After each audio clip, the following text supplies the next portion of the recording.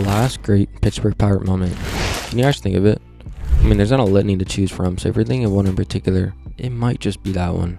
Now, while we marinate on that question, let's first take a look at this current Pirate iteration squad and see if their team can create that moment for themselves this season with just a couple tinkers at the trade deadline, because believe it or not, they're just 2 games back to the playoffs.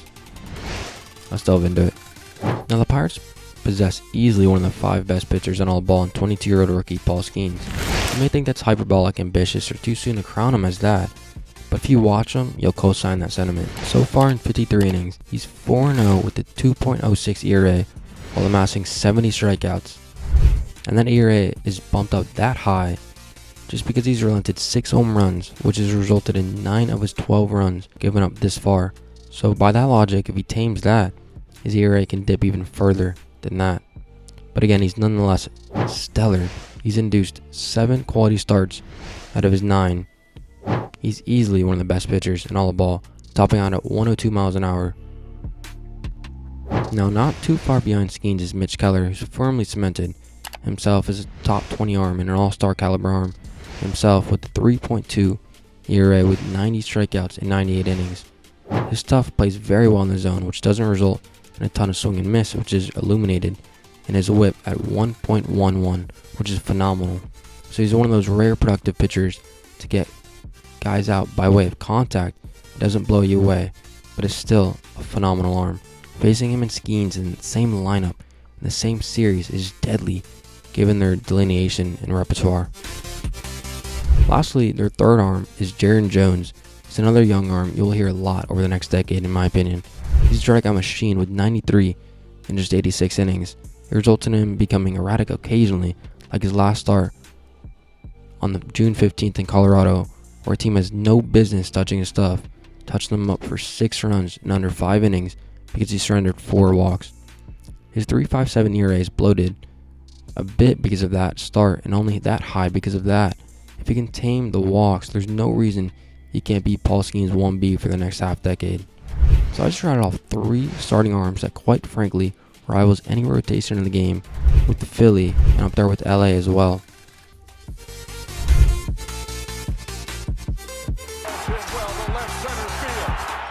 So with that said, if this Pittsburgh organization wants to replicate their last great postseason moment back in 2013, man, they need to add significant bats, multiple.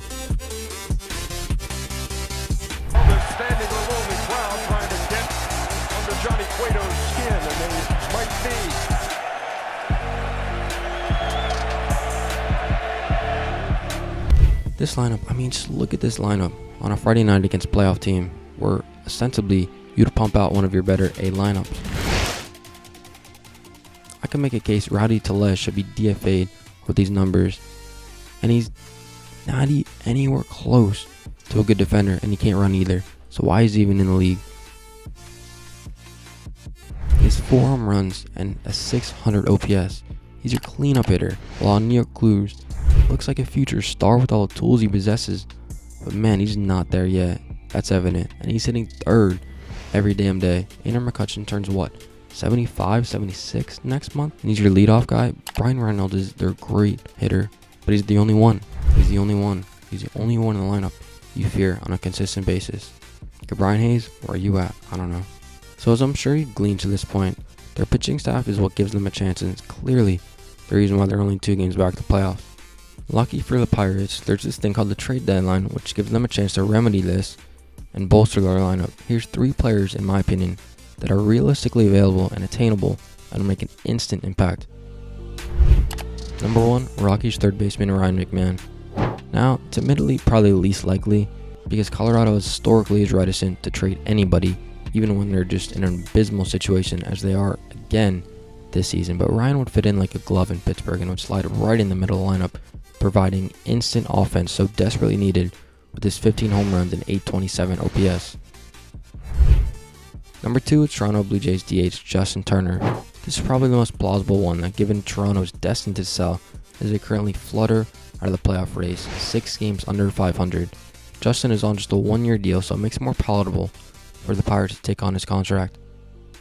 Justin has raked over a decade, spanning back to his days in LA, And like Ryan would instantly be one of their better hitters and replace Rowdy Tellez as their DH. Number 3, my last Pirate target should be Nationals outfielder Jesse Winker. Jesse has had a tumultuous career, once looking like a star in Cincinnati before going MIA for a few years in Seattle and Milwaukee, but he's back to being a productive player this season with an OPS just under 800 with 42 RBIs. And in a lineup so putrid like Washington, that's even more impressive. Pittsburgh has gotten zero production in the outfield, aside from, of course, alluded to Brian Reynolds, and would provide a lefty stick they so desperately are in need of.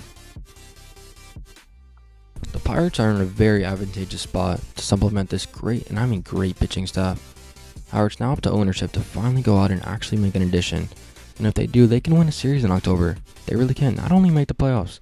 With this pitching staff, it's lethal, man. They can win a series. They really can, in my opinion. Alright, what do you guys think? Thanks for watching, and peace.